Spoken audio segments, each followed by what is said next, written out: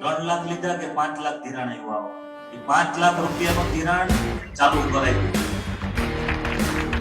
Chairman બન્યો પછી મેં 20 દિવસ પછી નક્કી કર્યું કે મારે આ બધી મંડળીઓનું 3 જિલ્લાનું ઓડિટ કરાવવું, એટલે મેં ટાટા કન્સલ્ટન્સીના અધિકારીને બોલાવી અને મેં મંડળીમાં બધી જેટલી ગેરરીતિ હતી એમાં ભેસાડ તાલુકો, વંથલી તાલુકાની 1 મંડળી, તાલાળા તાલુકાની 1 મંડળી, ઉના તાલુકાની 2 મંડળી, ગીરગઢડા તાલુકાની 1 મંડળી, ખેડૂતોના નામે જેને ખોટી સહી કરી અને પૈસા ઉપાડ્યા હતા એ બેંકના અધિકારીઓ હોય કે મંડળીના મંત્રી હોય, બધાને જેલમાં નાખ્યા। આ ભાજપની સરકાર ખેડૂત વિરોધી સરકાર છે, ખેડૂતોને નફરત કરતી અને ખેડૂતો ક્યારેય આગળ ન આવે એવી નબળી માનસિકતા ધરાવતી સરકાર છે। એટલે આ સરકારની કોઈ પણ વાત ઉપર ભરોસો થઈ શકે તેમ નથી। જુનાગઢ જિલ્લામાં અને અનેક વિસ્તારોની અંદર 5-5 લાખ રૂપિયા ધિરાણ ચૂંટણીના કારણે આપી દેવામાં આવ્યું હતું।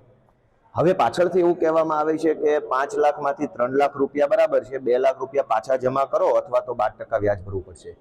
મારું એવું કહેવાનું છે કે દેશમાં કોઈ મન ફાવે એવું કામ નહીં કરી શકે, કેમ કે કોઈ પેઢીઓ નથી, કાયદાનું રાજ છે।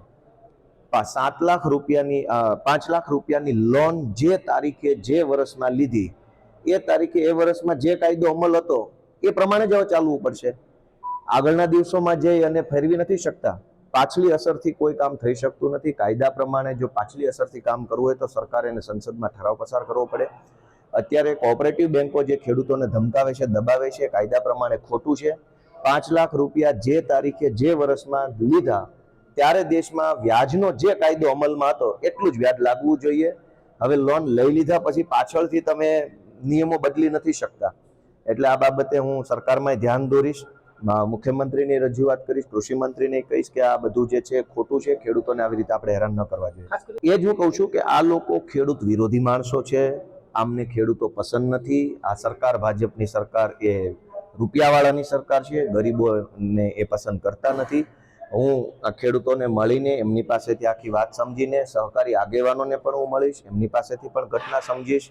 અગાઉ જે મેં બેંકોની અંદર ડિરેક્ટરો રહી ચૂક્યા હોય અથવા નેતૃત્વ કર્યું એમની પાસેથી માર્ગદર્શન લઈ અને મુખ્યમંત્રીની શ્રીને પણ રજૂઆત કરીશ ને બધાને કહીશ કે આ ખોટું છે। જે ખેડૂતોએ પૈસા લોન પેટે લઈ લીધા છે એમની પાસેથી હાલ પાછા માંગવા એ તો ખોટી વાત છે, કેમ કે ખેડૂત પાસે હશે નહીં, એને બધા પૈસા વાપરી નાખ્યા છે, બિયારણમાં, ખાતરમાં, દવામાં બધે પૈસા વપરાઈ ચૂક્યા છે। અચાનક ખેડૂત 2 લાખ રૂપિયા ક્યાંથી લાવશે?